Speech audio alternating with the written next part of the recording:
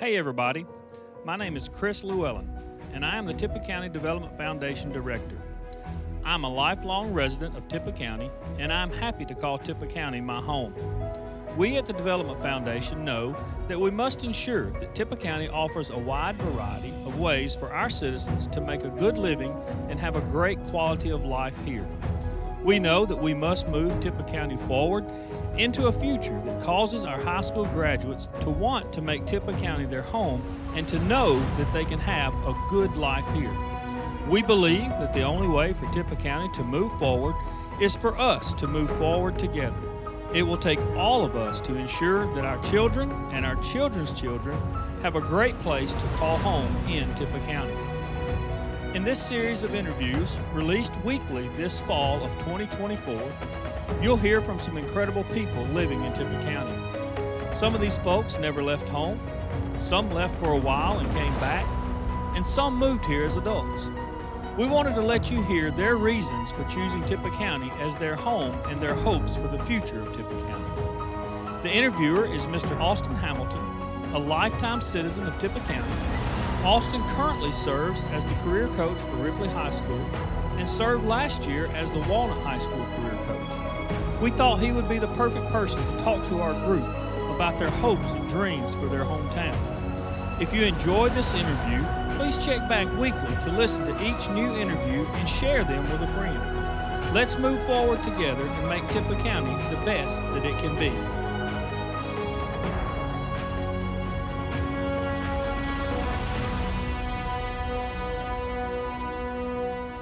It's so nice to be with you guys today. My name is Austin Hamilton. I am a career coach here at Ripley High School. I like to say that I work at Ripley High School, but I just happen to be a career coach because I love the black and gold and love being there. And we thought through just with the Tippah County Development Foundation, the Aspire group, we wanted to put together about 10 videos that highlight 3 different avenues in Tippah County and highlight the beauty of Tippah County. And the first being, grew up here, never left here for whatever reason, college, could be a couple different things, but moved back here to work. But then there's that other third group that never grew up here, didn't know anything about Tippah County, and then moved here to work here. And this will be the first of our 10 videos that we put together. And the first today is one of the greatest, is Evie Storey. I like to say, because if you know her father very well, I love that picture of him catching that ball against Notre Dame. But I like to say nowadays I hear that he is the father of Evie Storey, not Evie is the daughter of Coach Storey. I think that is true. There we go. Yeah.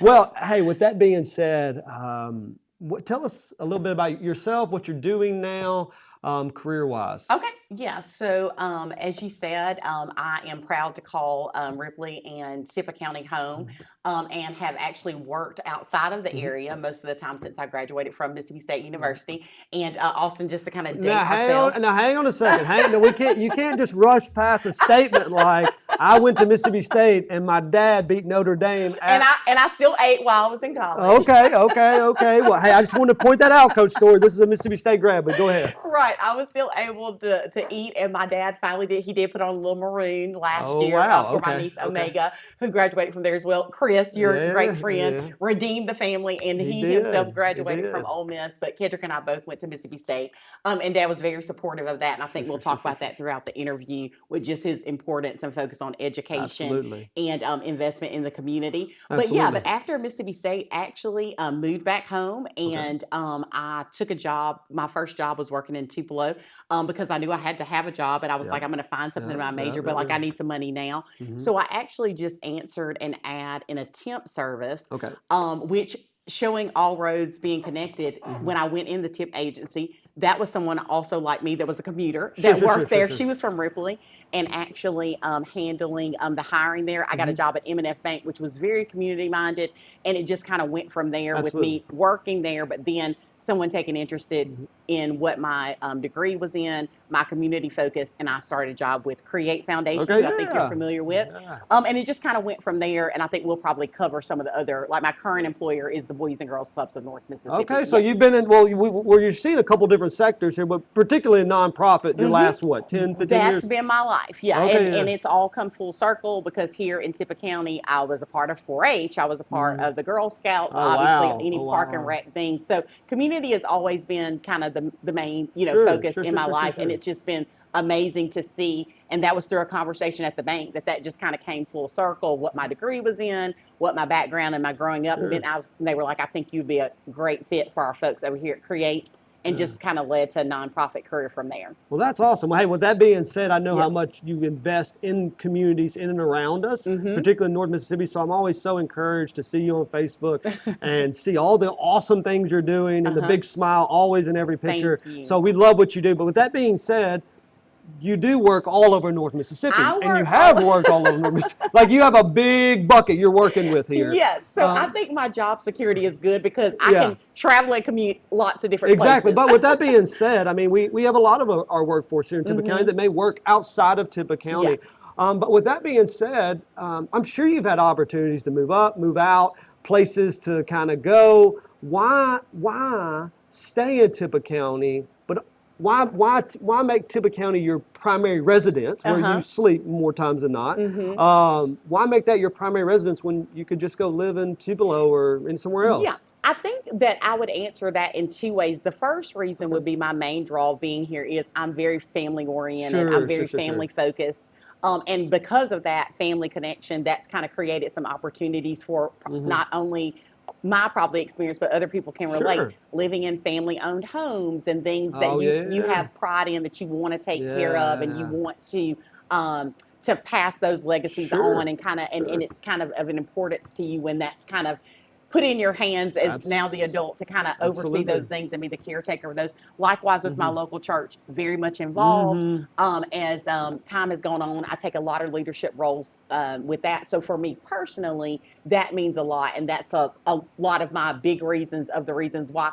And of course, for some, you'll relate with that and some not so much. But for me, definitely, that's a huge part of it. But I think the other aspect of that is when I mentioned that I was working at Create Foundation, when I went and applied at Create, I didn't know much about Create now, which is you're affiliated, obviously, with the Create Foundation through your position and all of the innovative things that they've done. But I was surprised to know that when I went for my interview there, who was chairman of the board at that current time was Bobby Martin. Bobby P. Martin. The real Bobby P. And so when I thought about that, just his aspect to lead there and have that leadership role, and he lived in Ripley, and that was a part of the big picture. Exactly. I don't think I ever really saw things as that not a possibility with 100%. me, living. And I think those are probably my main two reasons. And that is the joy of living in Northeast Mississippi. I think it's God's country. Although I think particularly Tippah County is God's country. I love Northeast Mississippi across the way. Because although we may not live in the same city, we're very interconnected. And then particularly industry, if Corinth wins, we win. Like it's very much, we're very interconnected and very closely related. But with that being said, kind of on the, I guess on the drum or the beat of Tippah County, you've said already, my family housing, like I can take you to where my grandmother lived in Springdale. And then even you've talked about your church and your church family, probably mothers in the church that care for you, deacons in the church that care, with your dad is chairman of the, I think he's over the Sunday school director. I knew he was.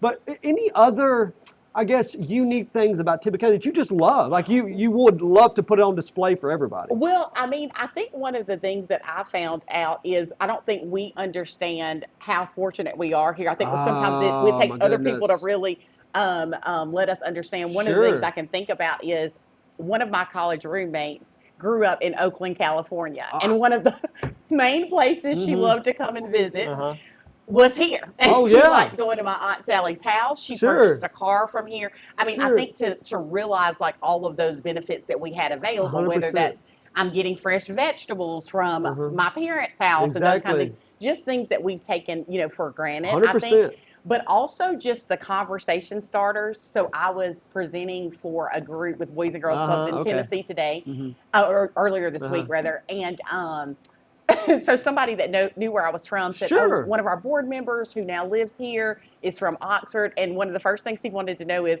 do you still have First Monday? Exactly. And I was a lady in Jackson asked me about that this week. It's First Monday, so I said, it's still up and running, baby. Monday. And of course, I have to explain. I was like, just so you'll show up at the right time, it's the weekend before the First Monday. So there's the complexity.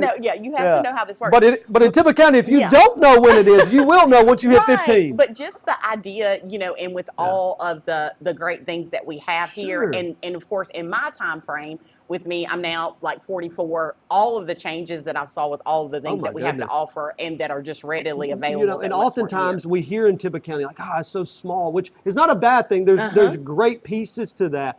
But oftentimes people don't, you're able to look back and now. I saw a picture of Tippah County 25 years, or Ripley particularly 25 years ago, and I was like, that looks like a ghost town compared to now. So you've been able to see all the different changes over the last 20, 25 years. Yes. And it's just, and of course, with, like you said, with regionally working together and being innovative with ideas and having, I think folks understand, just like we were talking about, I think before we started the interview, people understanding the economic development model and what brings things in. So that just doesn't happen overnight with employers wanting to come. But when we're giving quality education and we have safe communities 100%. And all that comes full circle. And I think that obviously that's a relatively new conversation for people to understand that. Like if you're not, everybody's not in a room where they're talking about economic development every day, but everybody's doing economic development every day and a part of that structure and don't even realize and economic development on that piece, one thing that, 3 things that are simple, but I found out pretty quick doing career coaching because we work very closely with economic developers, particularly Chris Lewellen, is industries are looking for 3 things. They're looking for good schools, they're looking for an abled workforce, and low crime rate. Yes. And I don't think, honestly, I don't know of a better place than Ripley, Mississippi. I know my wife's going to kill me for saying this, but I can't tell you how many times I couldn't probably count on my hands how many times I locked my car in the last 15 years. I don't even think about it anymore. So man, there's so many beautiful complexities to Tippah County. But I would say oftentimes we hear a lot, and there's nothing wrong with that because there's good things about the good old days. Because we love good character, good work ethic, family-oriented place, low crime rate. We love that. I think we're very patriotic here. All those things are great. But oftentimes in economic development circles, when you hear people say things like that, it's almost like they want to fossilize and not change at all. Like there's some things we want to keep in our community always. But with that being said, we also want to be innovative here. Tippah County does not look like it did 25 years ago. And for goodness sake, we don't, with 15 coming through, connecting 45 and 17, what are some things you would love to see in the next 20 years in Tippah County? Yeah, I think you made like some great relevant points there is everybody wants to have a good time. So obviously 100%. Another good part of that economic development piece is a quality of life. Exactly. And how people want to enjoy their lives and make their livelihood, because obviously happy people and happy communities, like that's just going to, just spill over into all aspects of everything. And obviously I love the fact and enjoy, like I think if there was one thing that I would continue to want to see grow and like where I just see a lot of livelihood and a lot of things obviously is in our downtown area and the growth of that area. And I think right now with all the great work that's going on there. Elizabeth is doing a phenomenal. I don't feel I'm going to stroke anybody's ego. And I have been, because once again, only 30. Yeah. But what I've seen with her in the last 5 years is remarkable, and what she has attracted to that downtown area, like Miss Marsalis and other companies in that area and things that are happening on that square is so much fun. And I'll say this, Elizabeth is one of the folks that when it comes to my Dance Like the Stars radar, she always gets a pass because I always know how busy she is and the work that she's doing, especially with the Mississippi Hills Heritage the Alliance that she gets grant funding for, and I'll see her projects and things they're talking about. Sure. And so it's great to see. And I think there's so much potential because for me working in downtown Tupelo, and there was a picture posted there of downtown Tupelo back in the day and what it looks like now. Oh my goodness. I could see that same thing happening with the innovative approaches that they're having. And it of course, obviously that makes more businesses and more entrepreneurships and local owned businesses and people just enjoying their quality of life, whether that's going out to dinner on the square or whether that's going to listen to a live concert on the square. That we put a plug in, I think we're having this Friday. Yes. A live concert on the square. And so I think that that's a lot of things, and especially when it comes to attracting young people and why I want to stay here and why I want to be here. People like to have a good time. Exactly. Absolutely. And I think, that's just that's where we are with that. I mean, people like to have a good time. And so I think that would be one of the greatest things. Obviously, with our school systems, we have great school systems. Absolutely. And whatever we can do to continue to grow those. And because what I do see is, and I know you see the same thing, when I go to a lot of times to the schools and what kids have been exposed to in Oxford and what they've been exposed to in Tupelo, Ripley, and New Albany, that's different. And all on great levels, because there's a different atmosphere and there's a difference. But I think obviously regionally and everything, always seeking out what are the best opportunities and partnerships. And a lot of times those opportunities that are being available in those schools are coming through partnerships and economic developers of like ideas and things that are great models there, which are trickling down. Because I remember when career coaches, was a Toyota kind of idea. Oh, and it now was. How many do you have, I guess? I would say there's 110 probably all over Mississippi. Yes. So and they're hoping the next 3 years to have one in every school that wants one. Yeah. So that's what I think I see, like, as far as what I would like to see, I think things that would bring livelihood in a thriving community. And I think that's definitely through people and the growth of that, and also the growth of opportunities of what we have to offer. Because I think even when we go to mental health, I mean, you think about that aspect, people need to enjoy and feel good. So that's going to be in ways, things that look beautiful and feel good and have that atmosphere. So I think those are for sure. That's awesome. Well, two more questions on that stream. I work with students. I love students. I'm passionate about students. With that being said, you are also passionate about students in the Boys and Girls Club. And what's always crazy to me when I talk to you is I went to the Boys and Girls Club when I was in elementary. My mother was a fourth grade teacher. So when she graded papers, I would go hang out with your brother, Kedrick Story, and at the time, John Baker. So I've seen the benefit of the Boys and Girls Club and what it does in our community, in every community. But with that being said, with working with a lot of kids, because it just so bothers me that we almost label a kid, if they stay home, they just couldn't make it. They just were cut below everyone else, and all the top tier, went off, and those who just got left behind is going to be left behind. So if you were talking to the Boys and Girls Club of Ripley, they've got a brand new space, and we're in it today. What are some things you would encourage them to think about, and what are some things that you would say, hey, if you do this, you can have a great quality of life in Tippah County, particularly in the workforce? Yes. You know what? This is something that I reflect on often with our club, because, of course, our mission, and without stating the whole thing, our idea is to create caring, responsible, and productive citizens. 100%. That looks different. Of course, our alumni, and I've often encouraged with what we consider as success, we can't label that all as one that, with the top, like that's not where we label that. Yeah, you preach it now. And one of the biggest things that I take pride in, especially at the Tupelo Club, but even with yourself telling me that you went to the Boys and Girls Club and seeing how great you are. But, I roll up at the club and we're doing something with kids that are there now, and somebody there for a pickup, and they're like, "What's up, Miss Evie?" And it's a young man picking up his daughter who's now at the Boys and Girls 100%. Club. He's getting off work.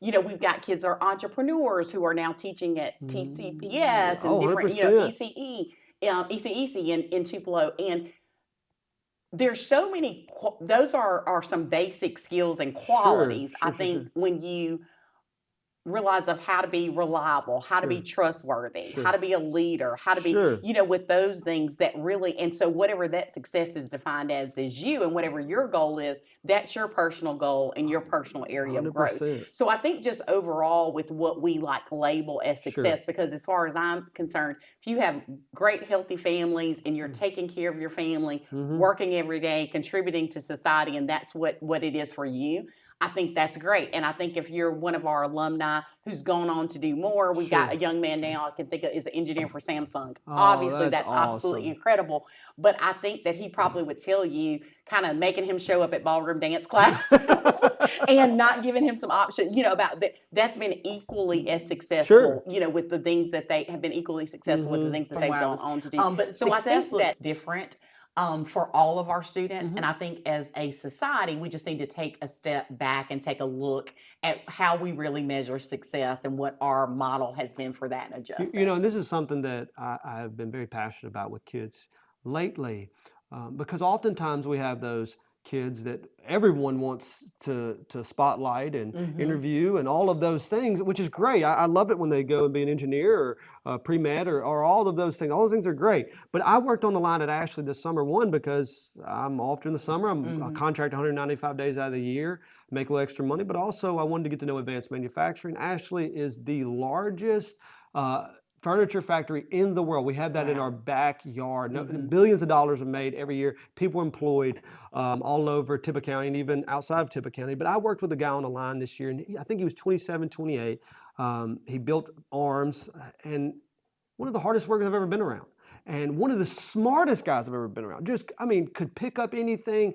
You show him once, he can show anyone else to do. He can do it better than anyone else. I don't even think the supervisor realized how much he really did. He kept that line going. He showed up 30 minutes early. No one asked him to. He showed up. He left 30 minutes late. No one asked him to. And they had been trying to get him to move up in Ashley for the last 6, 7, 8 years. He's been there since he got out of high school.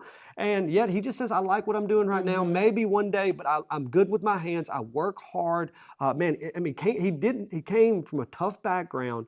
Now he has a car. He just showed me a picture of a motorcycle he just got. He loves that motorcycle. He showed me a picture of his nephew. He's helping him with different things financially. He's got a home he lives in. And at 27, 28 years old, I couldn't say this is more of a success. I mean, this is a picture of success. And guess what? I mean, although I hate the cliche, college is not for everyone, because if you're saying college, if you're saying a BS and a BA degree, then I would say, yes, a Bachelor of Science is not for everyone. But training is for everyone. And any training you receive, any post-secondary training, whether it's in-house at an industry or it's at a community college or it's at a university, any training education you receive is college to me. Right. So exactly. and that's period. So with that being said, I want to wrap this up because I love the fact, I love talking to you, Evie. I love your passion. And you're with the Boys and Girls Club. And I love the Boys and Girls Club. I love a lot of things that are going on in Tippah County that people may not know about or do know about. So with that being said, I was so encouraged just about the recent scores in schools. I'm so encouraged by our own school that, at one time we were, if we wasn't 50, we were 49, 48th in reading and different things. And now, they call it the Mississippi Miracle. Just so much good has happened in Mississippi. But with that being said, there's so much more to do, and we need everyone pulling in the same direction. So how would you encourage the person, say that, is working a 9 to 5, loving their job, and going home, but would love to be more involved in Tippah County. So how would you encourage people to partner together across industry sectors, across nonprofits, across all different types of things? What would you say to them to get involved together and pull in the same direction? I think that obviously with the model that we've had through Create Foundation to start some regional conversations that then get to our local communities. And of course, we've got our group here, Target, that's affiliate of Create Foundation. They've been having some local community-minded the Community of Excellence. Community of Excellence, been very meetings. Good. Now we've got this Aspire group, and we've got you as a career coach. I think we've got more people at the table for the conversation, which is great. And I guess one example that I will use for that, I can remember sitting in board meetings when Jack Reed Sr., so Reed's department store, Jack Reed Sr., was talking about we needed to do just like the people in Meridian, and we need to be guaranteeing 2 years of post-secondary education like at our community colleges.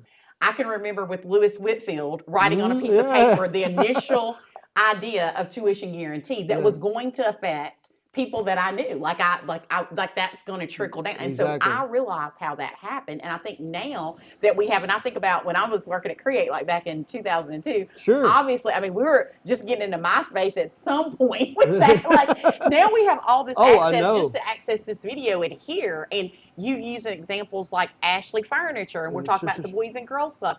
And I think that's when we just dig in and we ask the questions of how do I become involved in this? How does my child, or I had this experience when I was here and I want somebody to hear about it. So I think that really those conversations can really start as basic as what we're doing on social media. 100%. What we're sharing and other people to be a part of those conversations. And when we're doing our things at our local community, whether that's enjoying a concert downtown, or if that's at a football game, to kind of say, how did you do that? Or how are you a part of that? Because we do want everybody to be a part of the table. Absolutely. One example, and I'll do a plug for this. Sure. Obviously, this Ripley Boys and Girls Club needs a board of guidance. So we have a local advisory board. Sure. So for people that don't understand how we work, there's a corporate board who's made up of about 30 folks from communities, all that we serve. Sure. And so Ripley's represented on that. But there's a local advisory board that helps meet the local needs. And that can be as much as having a fun party, doing a wish list. Sure. We've had folks to even do a Smart Girls luncheon or brunch before that we did, that we,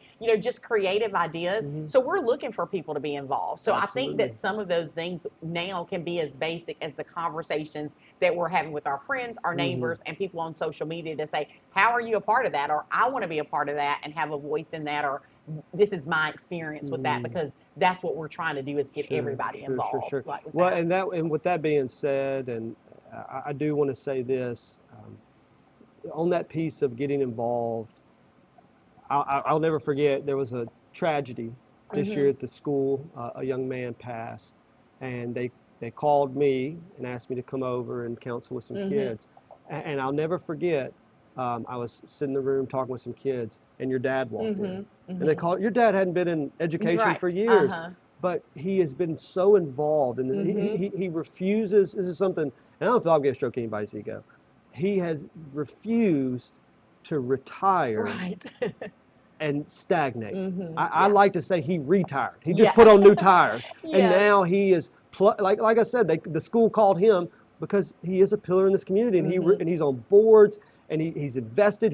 He's the chairman of the board here, correct? He is on the local board here, so he is definitely our president here. He volunteers at the Good Samaritan Center, which they have found is a plus, because as he's seen, obviously, with as long as he was in education, generationally, he knows lots of people, and so it's good for the conversation and make clients feel comfortable when they come in, so it works for him. So to close this out, this is something I would encourage, because we do have a large retired population in our community that really don't know what to do now. Right. And I would encourage you to retire. Put on new tires, get plugged in with the Boys and Girls Club. You're as free as you've ever been. And you have the opportunity to go out at the end of your life investing in the schools, in the kids, getting on boards, seeing new things coming in, and you have relational capital now that you're older. You have financial capital now that you're older, and we could really see in the next 25 years you could leave Tippah County to the next generation a lot better than you found it.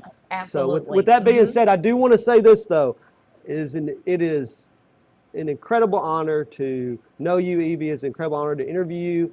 And I just want to say, Evie Storey, graduate of Mississippi State University. So I just wanted to make that clear. The record is clear for today, yes. Hey, well, thank you so much, Evie. Thank you so much, Austin. If you listen to this interview during the football game and want to find it online to share with your friends, go to shark1023.com and click on the podcast tab. Hey there. Did you know that every week radio reaches 90% of all people with disposable income? That's more than any other media. The fact is, radio is the #1 most effective and cost-effective ways to reach current and potential customers. If you have a business, service, or event you want to let folks know about, put it on the radio. If you want to tell our dedicated Shark listeners about your business or event, click advertise at shark102.3.com and put it on the radio.